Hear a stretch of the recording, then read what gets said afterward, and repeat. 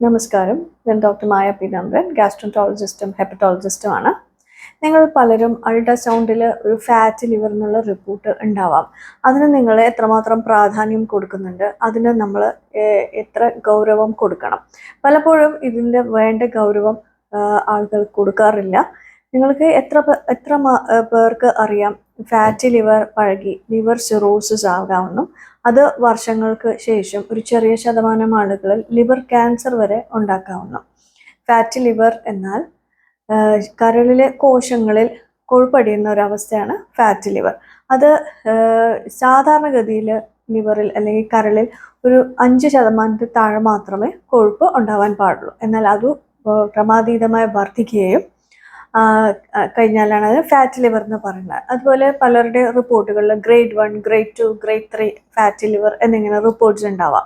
So അത് ഈ percentage of fat, എത്ര ശതമാനം കൊഴുപ്പ് കരളിലടിഞ്ഞിരിക്കുന്നു അതനുസരിച്ചാണ് അങ്ങനെ ഒരു റിപ്പോർട്ട് വരുന്നത്.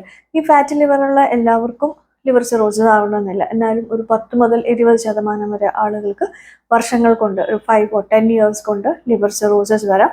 അതുപോലെ ഒരു ചെറിയ പെർസെൻറ്റേജ്, ലെസ് ദൻ 1% ഓഫ് ആളുകളിൽ ലിവർ ക്യാൻസർ വരെ ഉണ്ടാവാം. ഈ ഫാറ്റ് ലിവറുള്ള ആൾക്കാരിൽ നമ്മൾ മെറ്റബോളിക് സിൻഡ്രോം എന്ന് പറയും. അതായത് അവരിൽ കൂടുതൽ പേർക്കും അമിതവണ്ണം ഉണ്ടാവാം, അതായത് ഓവർ വെയ്റ്റ് അല്ലെങ്കിൽ ഒബീസിറ്റി. അതുപോലെ അവർക്ക് അതിനോടനുബന്ധിച്ചുള്ള മറ്റ് പല രോഗങ്ങൾ, അതായത് high blood pressure, high cholesterol, diabetes mellitus, പിന്നെ ചില സ്ത്രീകളിലാണെങ്കിൽ PCOD മുതലായ അനുബന്ധ രോഗങ്ങൾ കാണാറുണ്ട്. അതുകൊണ്ട് തന്നെയാണ് ഇപ്പോൾ ഫാറ്റ് ലിവറിന് പുതിയ ടെർമിനോളജിയാണ് MASH എന്ന്, അതായത് മെറ്റബോളിക് ഡിസ്ഫങ്ഷൻ അസോസിയേറ്റഡ് സ്റ്റേറ്റോ ഹെപ്പറ്റൈറ്റിസ് എന്നാണ് അതിൻ്റെ പുതിയ പേര്. What are the symptoms? ഈ ഫാറ്റ് ലിവറിന് എന്തൊക്കെ രോഗലക്ഷണങ്ങളുണ്ടാവും?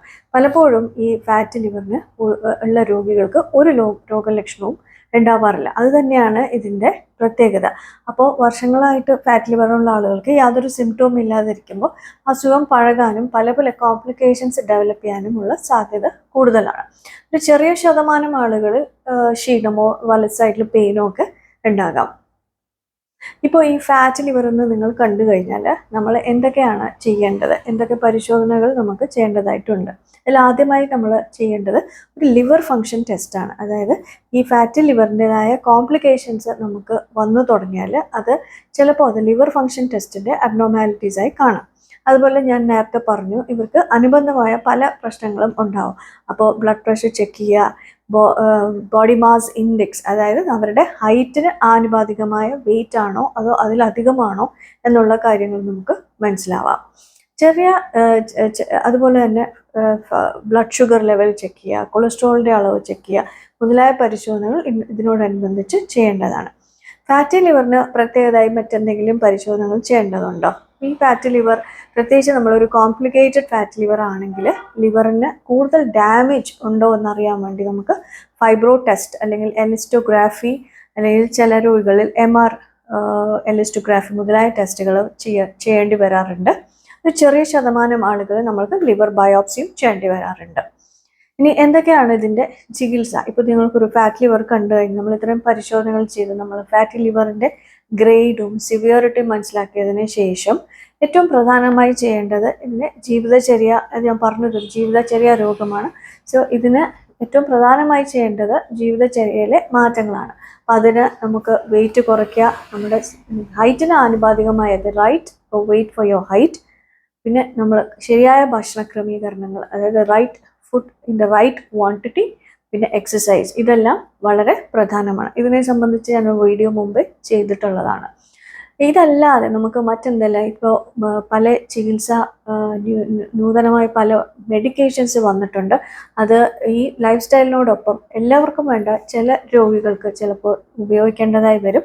അങ്ങനെയുള്ളവർക്ക് ഈ ഫാറ്റിൻ്റെ അളവ് കുറയ്ക്കും, ലിവറിലെ നീർക്കെട്ട് അതായത് ഇൻഫ്ലമേഷൻ കുറയ്ക്കും, ഒരു പരിധി വരെ ലിവർ ഫൈബ്രോസിസും റിവേഴ്സ് ചെയ്യാനുള്ള പുതിയ മെഡിസിൻസ് ഇപ്പോൾ ലഭ്യമാണ്.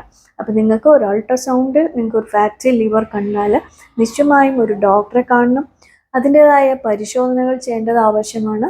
അത് കഴിഞ്ഞതിന് ശേഷം ഡോക്ടറെ നിർദ്ദേശം അനുസരിച്ച് ലൈഫ് സ്റ്റൈൽ മെഷേഴ്സ് ആണെങ്കിൽ ലൈഫ് സ്റ്റൈൽ മെഷേഴ്സ്, അല്ലെ മെഡിക്കേഷൻസ് എടുക്കേണ്ടതായ ആവശ്യമുണ്ടെങ്കിൽ അത് എടുത്തു കഴിഞ്ഞാൽ ഈ ഫാറ്റി ലിവർ പൂർണ്ണമായും നമുക്ക് ക്യൂറബിൾ ആണ്. ഇപ്പോൾ പലപ്പോഴും ആളുകൾ ചോദിക്കാറുണ്ട് ഫാറ്റ് ലിവർ ക്യൂറബിൾ ആണ്. Yes, it is curable.